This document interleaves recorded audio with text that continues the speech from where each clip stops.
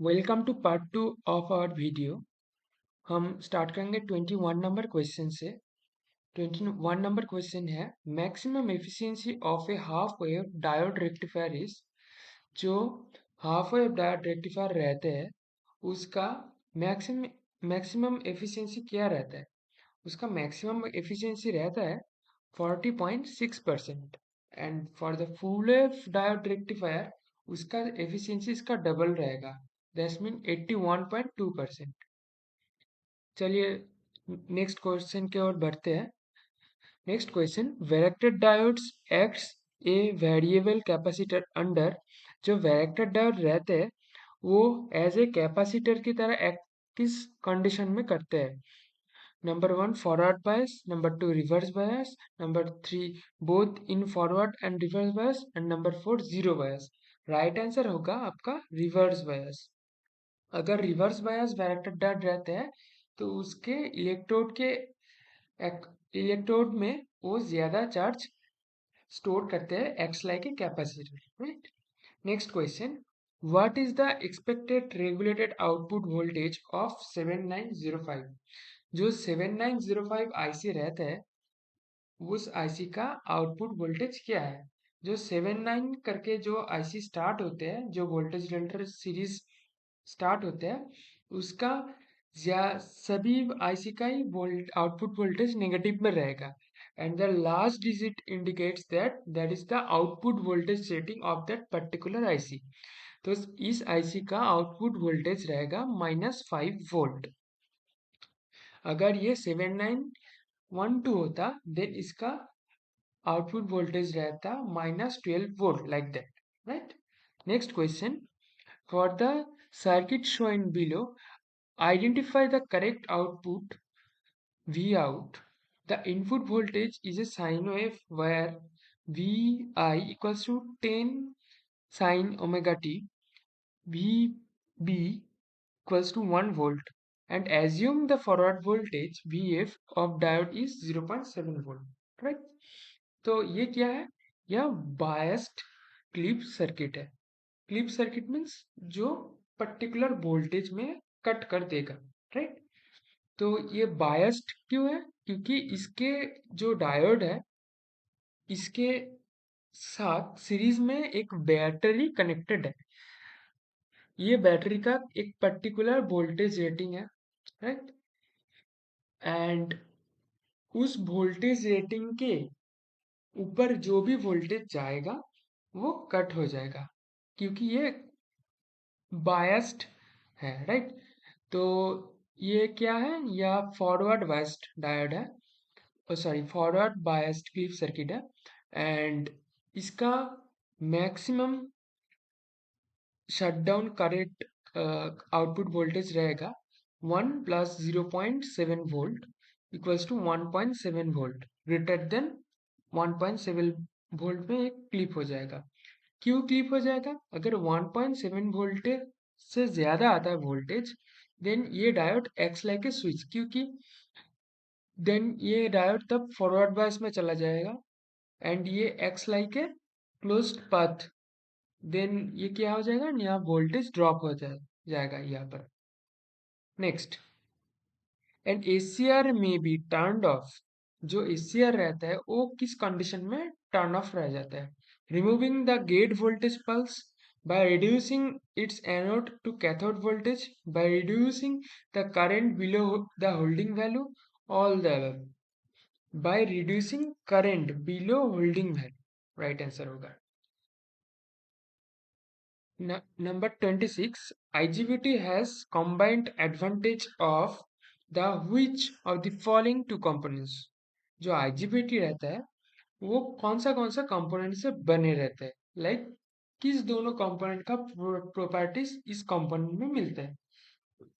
पहला ऑप्शन है op amp and diodes, second option है FET and triac, third option है MOSFET and BJT, fourth option है BJT and diodes. तो क्या रहेगा, राइट आंसर रहेगा मॉसफेट एंड बीजेटी। जो आईजीबीटी रहता है that's mean insulated gate, that's mean उसका गेट जो रहेगा वो इंसुलेटेड रहेगा, एंड उसका आउटपुट के साइड जो रहेगा वो acts like a BJT, bipolar transistor, that is the full form of IGBT, insulated gate bipolar transistor. तो ये दोनों कंपोनेंट का प्रॉपर्टीज से बनता है, लाइक एक मॉसफेट हो गया और दूसरा बीजेटी हो गया। Next question, the region of operation of A photodiode, जो फोटोडायोड रहता है वो कौन सा रीजन में काम करता है? Reverse bias, forward bias, open circuit, short circuit. Right answer होगा forward bias. Opto isolated next question, opto isolated device consist of following devices: diode and resistance, amplifier and capacitor, LED and photodiodes, laser diode and LED. Right answer होगा आपका LED and photodiodes. एक अगर हम opto isolator का अंदर देखें तो inside में एक एलईडी रहता है जो ग्लो करता है, तब जाके एक फोटोडायोड का बेस ट्रिगरिंग करता है, देन वो फोटोडायोड आउटपुट काम करता है। Right. Next question, compute the output of the op amp circuit given below. ये जो ऑप एम्प सर्किट दिया गया है इसका आउटपुट हमको निकालना है। राइट। पहला जो हमको ये इमेज देखकर लग रहा है ये क्या है, या नॉन इन्वर्टिंग ऑपरेशन एम्पलीफायर का सर्किट है। राइट। इसका आउटपुट निकालने के फॉर्मूला जो दिया गया है वो क्या है, वो ये है, like V out by V in equals to 1 plus R F by R in. जो आर एफ है वो हमारा फीडबैक रजिस्टर है एंड जो आर इन है वो हमारा फीडिंग रजिस्टर है इन इन्वर्टिंग पिन। राइट। तो आर एफ हमारा यहाँ पर दिया गया है 4K। राइट। देखते हैं क्वेश्चन को एक बार। जो आर एफ है हमारा ये हमारा 4K है एंड जो आर इन है वो 2K है। तो 4/2 equals to 2 plus 1 equals to 3 and जो हमारा वी इन है, वी इन हमारा क्या है, यह 3 है। तो 3 इंटू 3 इक्वल्स टू 9। तो राइट आंसर होगा output voltage is 9। Okay. Next question, identify the circuit given below. जो नीचे दिया गया सर्किट है ये कौन सा सर्किट है ऑप एम्प का? Differentiator, clipper, comparator, integrator. जो सर्किट है इसका अगर आउटपुट एंड इनपुट के बीच में जो फीडबैक की कनेक्शन है वो कैपेसिटर रहता है, देन वो एज ए इंटीग्रेटर काम करता है। अगर ये कैपेसिटर के बदले अगर कोई रेजिस्टर रहता देन वो एज ए डिफरेंशिएटर काम करता। Right. Next question, which gas is produced during charging a lead acid battery. जो लेड एसिड बैटरी रहता है वो चार्जिंग के टाइम कौन सा गैस क्रिएट करता है? राइट आंसर होगा हाइड्रोजन, क्योंकि लेड एसिड बैटरी में जो एसिड रहता है वो डाइल्यूट H2SO4 रहता है, वो चार्जिंग के टाइम केमिकल रिएक्शन की वजह से हाइड्रोजन गैस जनरेट करता है। Next question, a 120 ampere hour capacity battery can deliver a current of 8 ampere for a period of। जो एक बैटरी लिया गया है जिसका कैपेसिटी क्या है, या 120 एम्पेयर आवर है एंड वो करंट डिलीवर करेगा for a period of 8 ampere at a time. Right. तो कितने आवर तक चल सकता है? तो for hour calculation battery capacity by load. तो बैटरी कैपेसिटी क्या है, 120 एम्पेयर आवर है and the load current is 8 ampere. उसको डिवाइड करके राइट आंसर आता है 15 hours. Right. Next question, earth leakage circuit breaker bracket में ELCB works on the principle of. जो अर्थ लीकेज सर्किट ब्रेकर रहता है वो कौन सा कंडीशन में, कौन सा ऑपरेशन में वो काम करता है? राइट। वो ओवर करंट में काम करता है, या शॉर्ट सर्किट, या रेसिडेंशियल करंट, या neutral current?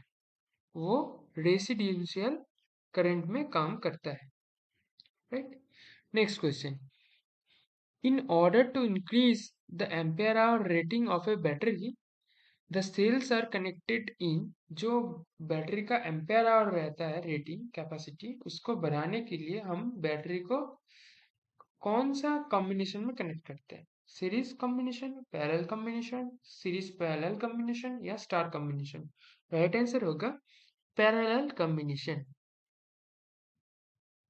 Next question, eddy current loss in a transformer can be reduced by. जो एडी करंट लॉस रहता है ट्रांसफार्मर के अंदर, वो ज्यादातर कौन से करंट क्रिएट होता है?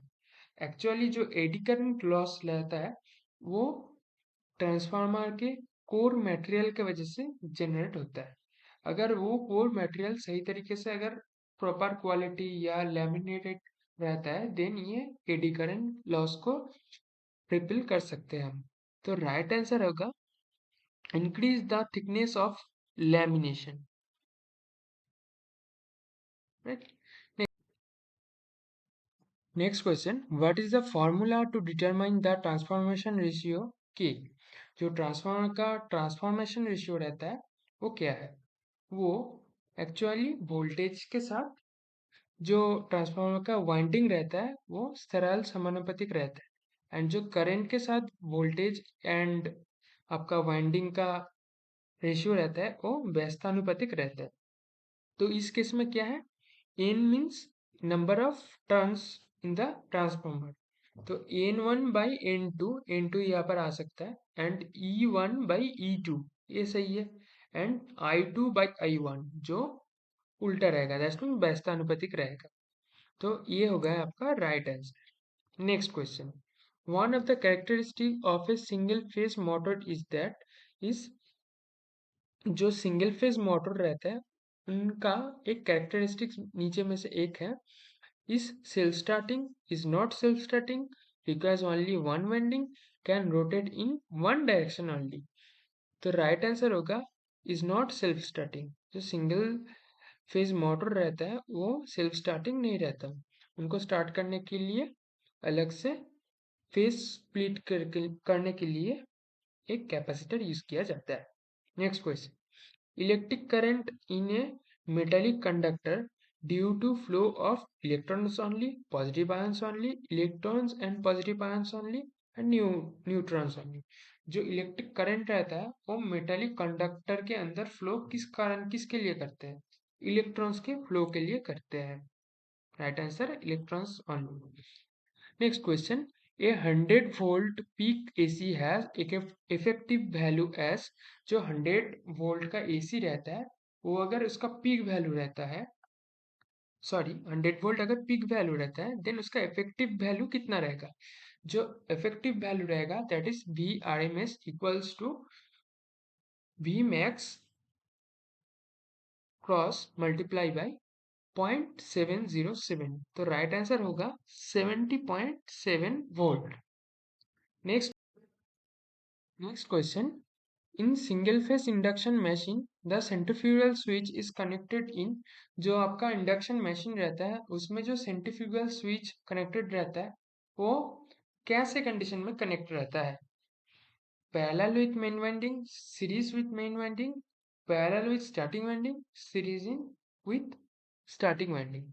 तो राइट आंसर रहेगा series with starting winding. Thank you for watching this video.